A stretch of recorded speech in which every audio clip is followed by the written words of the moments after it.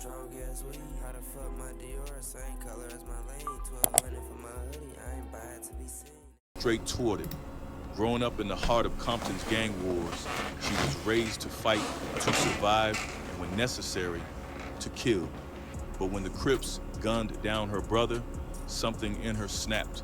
She didn't just seek revenge, she embodied it. Ruthless, fearless, and always ready for war, she earned the name Rambo. But how did she go from a grieving sister to the Crips' worst nightmare? This is the story of Sylvia Nunn, the deadliest female Pyru. In the late 1950s, Sylvia's family packed up and moved to the east side of Compton, looking for a fresh start in a single-family home. The neighborhood, however, was under the grip of the Lueders Park Pyru, a blood gang. Sylvia came into the world in 1962, born into a well-off black family. She grew up with two brothers, including her older brother, Marcus, better known as China Dog, who would go on to become one of the founding members of the Lueders Park Pyru gang. Their father, Willie Nunn, wasn't just any man. He was a professional boxer, tough and disciplined. He made sure Sylvia knew how to defend herself, teaching her both how to fight and how to handle a gun. Those lessons would prove invaluable when she found herself in dangerous situations, especially as gang tensions escalated around her. Despite the tough environment, her parents worked hard to provide for their family, making sure their children had everything they needed. Sylvia, in particular, never went without. Every year, she got a brand new car, a reflection of the family's financial stability. But in 1973, everything changed. Willie Nunn was arrested for drug possession and sent to prison. And just like that, the backbone of the household was gone. Without him, the Nunn children were left to navigate a world that was getting darker by the day. Compton wasn't the same place it used to be. Gangs were growing fast, and both Crip and Pyru sets were carving out their territory. Sylvia grew up in the middle of it all, watching and learning. She had two major influences, one teaching her, the other showing her that fighting wasn't just expected, it was normal. Picking up a gun wasn't a last resort, it was just part of life. And being in a gang, that wasn't a choice, it was survival. Her mother didn't raise her to be a lady. There were no dolls, no dress-up, no makeup lessons. Instead, she learned how to fight before she even knew how to fix her hair. Everything she knew came from the men around her, men in gangs, men who lived by a code of violence and respect. And when that's all you know, what else are you supposed to become? Sylvia didn't choose this life, she was born into it. When Sylvia was just 16, a sudden burst of gunfire shattered the afternoon calm outside her house. She didn't hesitate, she ran straight toward the sound. Just a short distance away, in a nearby park, a crowd had already gathered. Lying on the ground bleeding was her older brother, China Dog, and he had just been shot down by a car full of Compton Crips. The Crips outnumbered the Pyrus. Niggas look like Blackstone. And this time, they had the upper hand. Sylvia shoved Or her Black way through the Souls. crowd, her pulse hammering in her ears. Seeing her brother like this, hurt, helpless, sent a surge of rage through her. The heartbreak was there, sure, but the anger burned hotter. This wasn't just his fight anymore, it was hers too, and in that moment she made up her mind. She wasn't backing down. His war was now her war. She had to find the Crips who did this, an eye for an eye.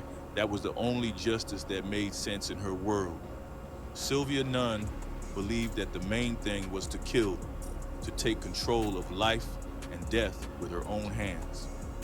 Wix, one platform. Sylvia out here trying to catch a hat. Unlimited creation. Describe your needs and goals, and AI will transform your tailored brief into a unique website that's ready to perform in minutes. Wix.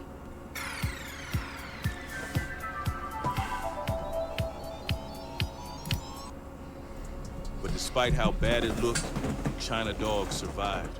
He was rushed to a nearby hospital where he was now recovering. And Sylvia, At just 16 years old, she had made her choice. She was now a member of the Ludus Park Pyroos.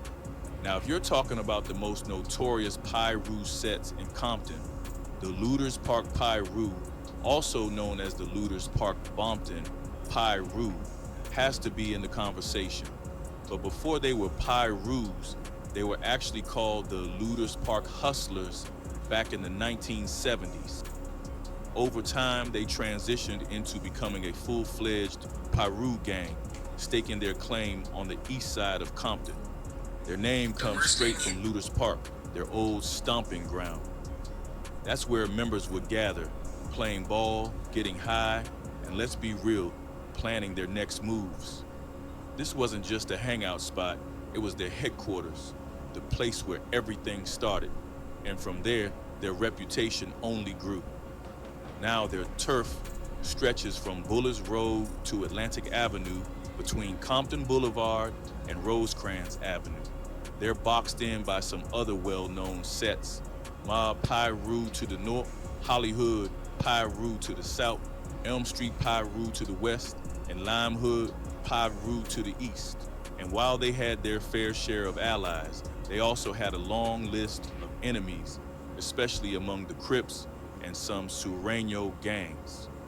If you know anything about the 90s West Coast rap scene, then you know about Suge Knight. The Death Row Records boss had strong ties to the Mob Pyro, and the Ludus Park Pyro were right in that mix. In fact, they were hired as security for Death Row during the height of the gangster rap era. Back then, the lines between the streets and the music industry were blurred. Gang politics bled right into the rap game.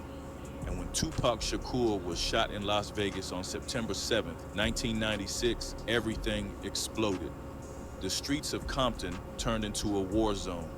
The Mob Pyro and Southside Compton Crips were already beefing. But after Tupac's murder, things got even worse. Ludus Park Pyro sided with Mob Pyro in the conflict, and the violence only escalated. But here's the twist. Despite riding with Mob Pyro during the war, Ludus Park and Mob Pyro eventually became enemies themselves. A lot of it stemmed from internal conflicts, betrayals, and murders tied to the death row era. They tried calling a truce, but in the end, it just didn't stick. When it comes to alliances, Ludus Park Pyro has linked up with sets like Elm Street Pyro, Lime Hood Pyro, Hollywood Pyro, and Cross Atlantic Pyro. With the Kelly Park Compton Crips, Santana Block Compton Crips, Dusty Hood Compton Crips, Neighborhood Compton Crips, and even some blood sets like Fruittown Pyro. And then there's their long-standing beef with the Sureños, including gangs like Compton Barrio 70s, Compton Barrio Chicano Gang, and Compton Barrio Largo 36. Sylvia was the youngest in the Ludus Park crew, and the only girl carrying a gun. More than anything, she wanted to prove she was just as tough as her older brother, Marcus. She wasn't about to be treated like some tagalong. She wanted respect. So when Marcus's friends asked her to help rob a gas station, she didn't hesitate. They walked there together, and along the way, they were hyping her, even carrying her on their shoulders like she was some kind of champion. When they got there, they smashed the window with the handles of their guns and then shoved Sylvia through the broken glass. I won't stop for nothing. Won't be wondering, but you didn't see this coming. 3, 2, 1. Just watch.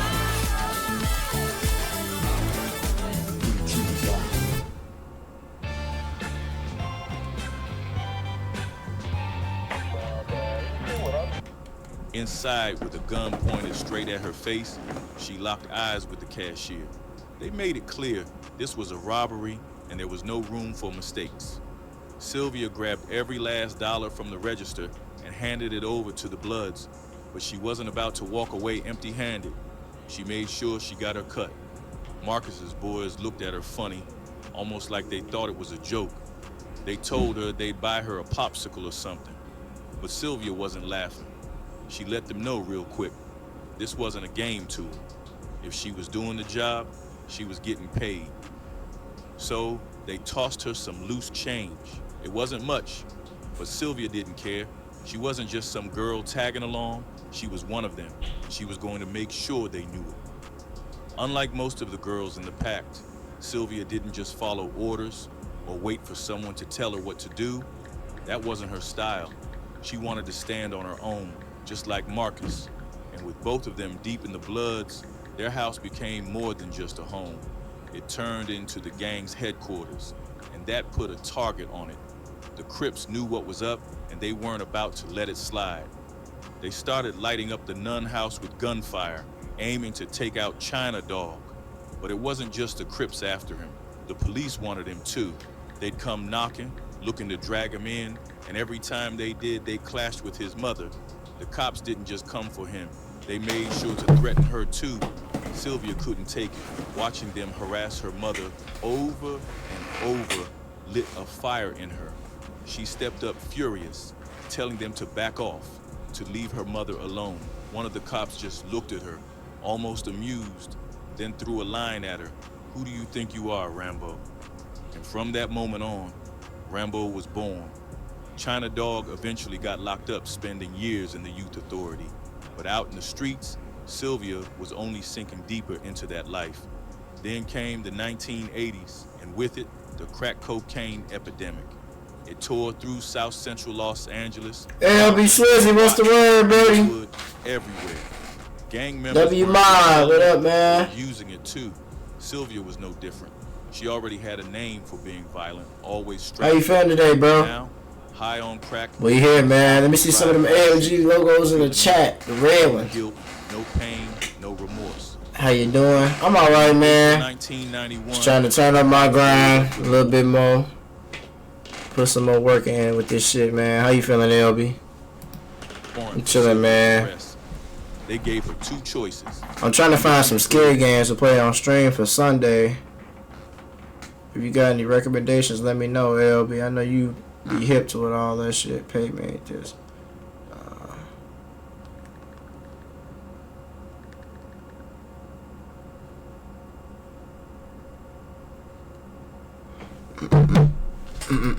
Hey y'all go like and comment, subscribe on the new AMG Bands Live, you know what I'm saying, YouTube channel. Shout out Pisson, he made me that channel, he running that channel for me right now. So yeah, y'all show some love to the Trey Songz reaction, man. More reactions on the way. Or she could start talking about the looters Park Pyru's drug operations. She decided to cooperate. But just a few months later, They been good. God, thank God, went to the gym and all that. I missed the gym today, I ain't gonna lie. But I went 7 days last week. So I'll probably do 6 this week. Her older brother, I did 6 weeks the week of Easter too. Shot in the back of the head I'm while still walking his knocking you girlfriend out. home. Just like that. Yeah, show me, nigga. Sylvia Oh, just couldn't make sense of it. I'm still, you went to Junior the wasn't gym, I'm about still that life. knocking you out. He was one of the calmest, kindest people. So he's she still knew. knocking you out. Wouldn't He hurt pushing her peace, life, man. literally. So why him? Why now? What she didn't see was that this wasn't random. Look at you, bro. That bad She was dog right in the middle trolling, of it. man. My son. Her family wasn't Bro, you just the only nigga involved in the serious. game. Take me serious. They were Yeah, royalty. I'm right. And when you're at the top, everyone's watching. He the only nigga ain't So, get the jokes. what does Sylvia do? She goes home, Swizzy. throws on some men's clothes, and grabs one of her dad's guns. Then she steps right into Crip territory. All my comrades are crazy, Chatting, man. Playing it cool, listening, and whenever somebody's name comes up, she makes a note, then heads straight to their house and puts a bullet in their head, one by one, all in the name of Junior. That first kill after her brother's murder, that was it. That was the moment she stopped being just a girl. That was the moment she became a gangster. But revenge wasn't just about her. It was about her mother too. Sylvia made What you eat today, sure her LB? brothers Did you eat felt yet? the same pain her own mother felt when she got that call. Wait, if you were a patient at any I ain't down with that ad blocker, too. facility, My ass be including tired as hell. Timberland, Hartgrove. On the streets, word got around quickly. They started calling her by her nickname, Rambo. She Rambo? wasn't out there trying to look cute. No makeup, no nails, no jewelry. Just black from head to toe. Shoes, socks, shirt, pants, coat, and a beanie. Even her red flag, that deep wine-colored one, stayed tucked under the beanie. Her job, she was out there to kill. And when it was over, when the streets had been served, she'd slip back into her car, peel off the beanie and coat, let her hair fall, and just like that, she was someone else. Just a woman driving home. That was her disguise.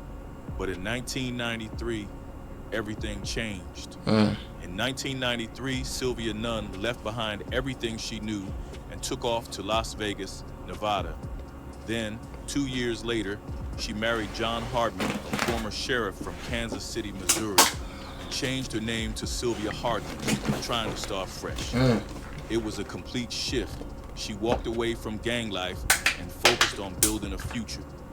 She became deeply involved with the Second Missionary Baptist Church in Pahrump, Nevada, trading her old ways for faith. As she put it, I put down Pyru, picked up Jesus.